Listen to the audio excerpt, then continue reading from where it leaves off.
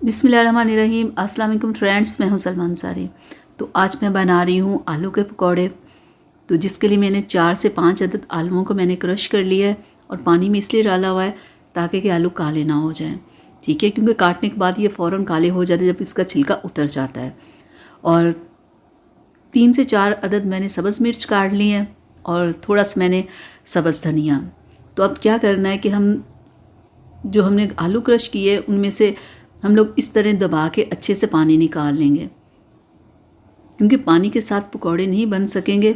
इनमें से अच्छे से पानी निकालना ज़रूरी है। तो इस तरह दबा दबा के सारा मैं इसमें से पानी निकाल लूँगी। और 3 से 4 अब हम इसके ऊपर डाल देंगे सब्ज़ मिर्च और थोड़ा सा धनिया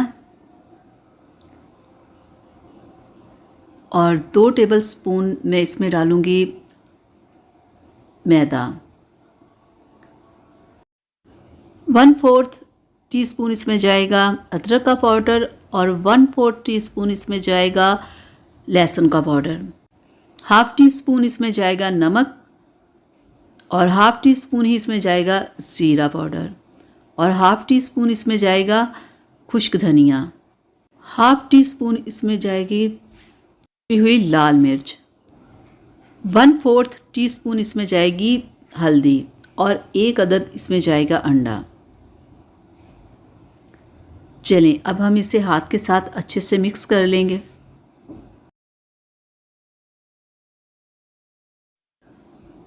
तो ये ले हमारे पकौड़ों का बैटर तैयार हो गया है। तो अब मैं इसके पकौड़े बना लूँगी।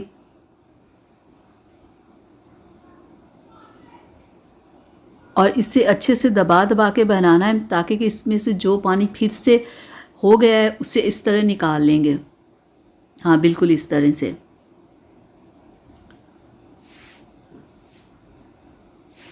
और दूसरी साइड पे मैंने चूल्हे के ऊपर कढ़ाई में ऑयल डाल के रख दिया है ताकि कि ऑयल अच्छे से गर्म हो जाए। तो ये देखिए ऑयल हमारा काफ़ी गर्म हो गया है। तो अब मैं इसमें डाल दूँगी पकौड़े। तो जब आप पकौड़े बनाएं तो ऑयल बिल्कुल गर्म होना चाहिए और जब आप उसमें पकौड़े डाल दें तो फिर से आपने आंच को थोड़ा धीमा कर लेना है और आहिस्ता आहिस्ता इन्हें पकने देना है। ज़्यादा अगर आप फ्लेम के ऊपर से हाई फ्लेम के ऊपर पकाएंगे तो पकौड़े ऊपर से पक जाएंगे और अंदर से कच्चे रह जाएंगे। तो इसलिए हम इसे लो फ्लेम के ऊपर आहिस्ता आहिस्ता इसे पकाएंगे ताकि कि अंदर से अच्छे से पक जाएं और साथ में इसे ऐसे हिलाते रहेंगे। तो 3 से 4 मिनट में देखिए कितने ज़बरदस्त से पकौड़े तैयार हो गए हैं। तो चलिए मैं आपको दिखाती हूँ इसकी फाइनल लुक।